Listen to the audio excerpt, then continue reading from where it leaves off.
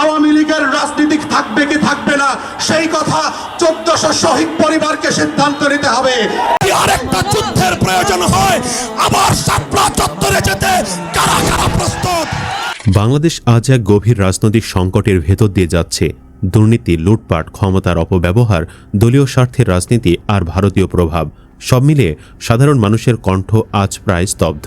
মানুষ স্বপ্ন দেখেছিল অন্তর্বর্তীকালীন সরকারের হাত ধরে অনেক দূর এগিয়ে যাবে দেশ, কিন্তু সেই স্বপ্নের ছিটে ফোটাও বাস্তবায়ন হয়নি। আওয়ামী শাসনে সংসদ মানেই ছিল সুবিধাবাদী রাজনীতিকদের নিরাপদ আশ্রয়স্থল, যেখানে জনতার কথা বলার মতো মানুষ ছিল না। এই বাস্তবতায় আগামী সংসদে কিছু খ্যাপাটে, আপোষহীন আর তেজস্বী নেতার প্রয়োজন, যারা একাধারে ভারতীয় আধিপত্যবাদ এবং দুর্নীতির বিরুদ্ধে কথা বলবে, একই সাথে দেশ পরিচালনা করবে ইসলামী আইনে। এমনই 5 জন নেতা সম্পর্কে আলোচনা করব আমাদের এই ভিডিওতে। চলুন একে একে দেখে নেওয়া যাক কারা এই 5 নেতা। নাম্বার 1, আল্লামা মামুনুল হক। আল্লামা মামুনুল হক আজকের বাংলাদেশের রাজনীতিতে একটি সাহসী নাম। এমন এক সময় তিনি রাজপথে দাঁড়িয়ে কথা বলেছেন যখন ভয়, দমন, পীড়ন আর নিপীড়নের কারণে অধিকাংশ রাজনৈতিক নেতাই নিঃস্ব হয়ে গিয়েছিলেন। হাসিনার ফ্যাসিবাদের ফুল যৌবন বলতে যে সময়কে বোঝানো হয়, সেই সময়েই মামুনুল হক খোলা ময়দানে দাঁড়িয়ে জনতার পক্ষে আগুন ঝরা বক্তব্য দিয়েছেন। তার কণ্ঠে ছিল প্রতিবাদ, অন্যায়ের বিরুদ্ধে অনমনীয় অবস্থান।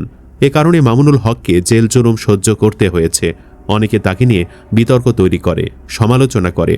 কিন্তু প্রশ্ন হলো, যারা নিরাপদ দূরত্বে বসে সমালোচনা করে তারা কি কখনো রাজপথে নেমেছে? তারা কি কখনো রাষ্ট্রীয় নিপীড়নের মুখে দাঁড়িয়ে জনতার পক্ষে কথা বলেছে? মামুনুল হক সেটা করেছেন।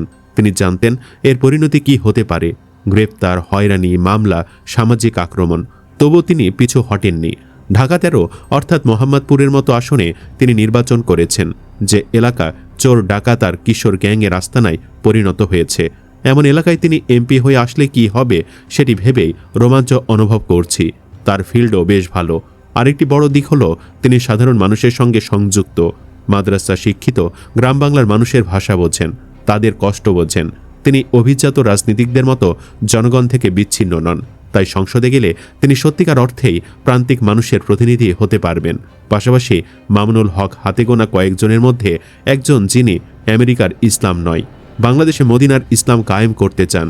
এমন একজন মানুষ ছাড়া সংসদ কেবলই নীরব দর্শকের মঞ্চে পরিণত হবে। নাম্বার 2, হাসনাত আবদুল্লাহ। হাসনাত আবদুল্লাহকে বলা হয় আমাদের ক্যাপ্টেন। এই উপাধি এমনি এমনি আসেনি। তিনি দীর্ঘদিন ধরে বাংলাদেশের নব্য স্বাধীনতা, সার্বভৌমত্ব ও আত্মমর্যাদার প্রশ্নের সোচ্চার। বিশেষ করে ভারতীয় আধিপত্য ও হস্তক্ষেপের বিরুদ্ধে তার অবস্থান বরাবরই দৃঢ়। আজকের বাস্তবতায় বাংলাদেশের রাজনীতিতে বিদেশি প্রভাবে একটি বড় সমস্যা। অনেক নেতা ক্ষমতায় টিকে থাকার জন্য বিদেশি শক্তির কাছে নতজানু হয়ে পড়েছে। এই জায়গায় হাসনাত আবদুল্লাহ ব্যতিক্রম। তিনি স্পষ্ট ভাষায় বলেন, বাংলাদেশ কারো গোলাম নয়। এই কারণে তার বিরুদ্ধে নানা ষড়যন্ত্র চলে। আরেকটি কথা না বললেই নয়, বাংলাদেশে আসন্ন ত্রয়োদশ সংসদ নির্বাচনের বাকি আর মাত্র 8 দিন। নির্বাচনী প্রচারে ব্যস্ত প্রধান 2 দল, বাংলাদেশ জাতীয়তাবাদী দল বিএনপি ও বাংলাদেশ জামায়াতে ইসলামী। বিগত নির্বাচনগুলোতে নির্বাচনী প্রচারে ভারত ইস্যুটি বিশেষ গুরুত্ব পেলেও এবারের প্রচারে ভারত ইস্যুটি নেই বললেই চলে। নির্বাচনে প্রতিদ্বন্দ্বী প্রধান 2 দলের ভারত নীতি ঠিক কী হবে তা নিয়ে মুখ খুলতে রাজি নয় এই 2 দল। বিএনপির একাধিক নেতার সঙ্গে যোগাযোগ করা হলেও এ ব্যাপারে তারা কোনো মন্তব্য করতে রাজি হননি। আগামী নির্বাচনকে বিতর্কিত ও বাধাগ্রস্ত করতে দিল্লি যখন মানবতা বিরোধী অপরাধের মামলায় দণ্ডিত শেখ হাসিনাকে মাঠে নামানো, নির্বাচন নিয়ে নানামুখী নেতিবাচক প্রচারণা সহ বিরামহীন অপতৎপরতা চালিয়ে যাচ্ছে, ঠিক সেই মুহূর্তে ভারত ইস্যুতে নীরব বিএনপি ও জামায়াত। নির্বাচনে প্রতিদ্বন্দ্বী প্রধান 2 দলের ভারত নীতি ঠিক কী হবে তা নিয়ে মুখ খুলতে রাজি নয় এই 2 দল। বিএনপির একাধিক নেতার সঙ্গে যোগাযোগ করা হলেও এ ব্যাপারে তারা কোনো মন্তব্য করতে রাজি হননি। কিন্তু বিপরীত হাসনাতের মতো নেতারা। হাসনাত বরাবরের মতো ভারত বিরোধী প্রচারণায় মুখর। গত 31 জানুয়ারি কুমিল্লার এক সমাবেশে ভারতের দিকে ইঙ্গিত করে বলেন, পার্শ্ববর্তী একটি দেশ বাংলাদেশের গণতন্ত্র এবং নির্বাচনে হস্তক্ষেপ করে আসছে। তারা বলেছে 11 দলীয় জোট ভোট চুরি ছাড়া ক্ষমতায় যেতে পারবে না। গত 16 বছর তারা ফ্যাসিবাদের পক্ষে অবস্থান নিয়েছিল। নির্বাচিত হয়ে সংসদে গেলেও হাসনাতের দেশপ্রেমের এই ধারা চালু থাকবে এমনটি আমরা বলতেই পারি। সংসদে যদি হাসনাতের মতো মানুষ না থাকে তাহলে তা হয়ে উঠবে কেবল বিদেশি প্রভাব আর সুবিধাবাদী চুক্তির কারখানা। হাসনাত আবদুল্লাহ সেখানে জনগণের পাহারাদার হতে পারেন। নাম্বার 3, মুফতি ফয়জুল করিম। এই তালিকায় ইসলামী আন্দোলন বাংলাদেশের মুফতি ফয়জুল করিমকে দেখে অনেকেই অবাক হতে পারেন, কিন্তু আগামী সংসদে ফয়জুল করিমকে কেন লাগবে তা বিশ্লেষণ করার চেষ্টা করব। এরপর আশা করি আপনাদের বিরোধিতা একটু হলেও কমবে। মুফতি ফয়জুল করিম এমন একটি নাম যিনি একাধারে আওয়ামী লীগ, বিএনপি, এমনকি জামায়াত ইসলামের বিরোধিতা করেন। সংসদে লেভেল প্লেইং ফিল্ড আনতে হলে তার মতো নেতার বিকল্প নেই। তাছাড়া আজকের পজিশনে ফয়জুল করিম এমনি আসেননি।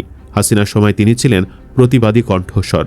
ইসলামের দিক দিয়েও জামাতের মতো পশ্চিমা ধাঁচের ইসলামে বিশ্বাসী নন, আর এই কারণেই তিনি জামাতের সাথে জোট করেননি। তাকে নিয়ে অনেকের আপত্তি আছে, আপত্তি থাকবেই। কেউ গালি দেয়, কেউ সন্দেহ করে, কেউ বলবে এই তালিকায় ফয়জুল করিমের স্থানে অমুক হলে ভালো হতো, তমুক হলে ভালো হতো। কিন্তু রাজনীতিতে কথা নয়, কাজই আসল। আর কাজের জায়গায় ফয়জুল করিম নিজেকে প্রমাণ করেছেন। জুলাই আন্দোলনের কথা ভুলে গেলে চলবে না। যখন বড় বড় রাজনৈতিক দল মাঠে নামেনি, যখন কেন্দ্রীয় নেতারা নিরাপদ আশ্রয়ে ছিল, তখন এই ফয়জুল করিম ছাত্রদের পাশে দাঁড়িয়েছিলেন। নিজের দলের নায়েবে আমির হয়েও তিনি শুধু অফিসে বসে নির্দেশ দেননি, নিজে রাজপথে নেমেছেন। 12 জুলাইয়ের ঘোষণা দিয়ে তিনি সবাইকে মাঠে থাকার আহ্বান জানিয়েছিলেন। এটা সাহসের পরিচয়, কারণ সেই সময় রাজপথে নামা মানে মামলা, গ্রেফতার, নির্যাতন। তবু তিনি পিছু হটেননি। সংসদে এমন মানুষ দরকার যারা আন্দোলনের আগুনে পোড়া, যারা কেবল বক্তৃতার রাজনীতিক নয়, মাঠের রাজনীতিক। ফয়জুল করিম সেই শ্রেণীর নেতা। তিনি জানেন জনগণের কষ্ট কি, কারণ তিনি সেই কষ্টের ভেতর দিয়ে উঠে এসেছেন। আরেকটি বিষয় হলো তিনি কট্টর ভারত বিরোধী। ইসলামী আন্দোলন বাংলাদেশের পক্ষ থেকে পার্শ্ববর্তী 2 দেশ ভারত ও মিয়ানমারের সঙ্গে কূটনৈতিক সম্পর্কের বিষয়টি আলাদাভাবে উল্লেখ করা হয়েছে।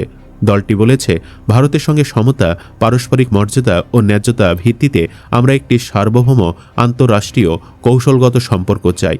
কোনো ধরনের আগ্রাসনবাদী আচরণ, অভ্যন্তরীণ বিষয় হস্তক্ষেপ বা একতরফা সুবিধা আদায়ের নীতি গ্রহণযোগ্য নয়।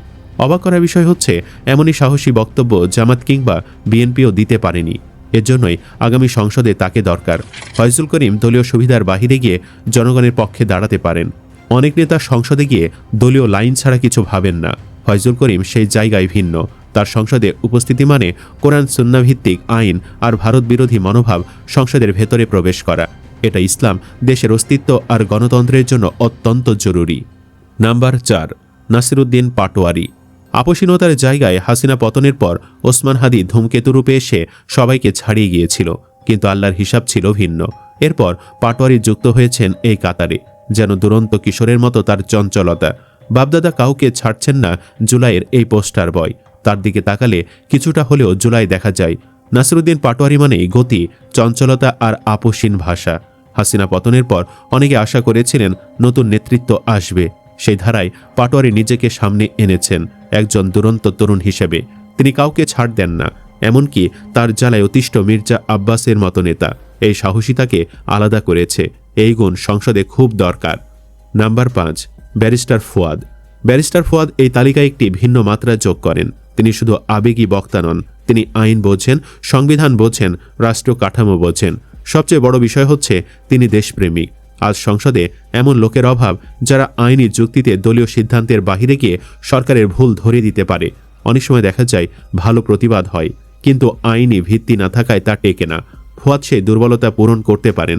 তিনি আদালত, সংসদ, মিডিয়া সব জায়গায় সমানভাবে কথা বলতে পারেন।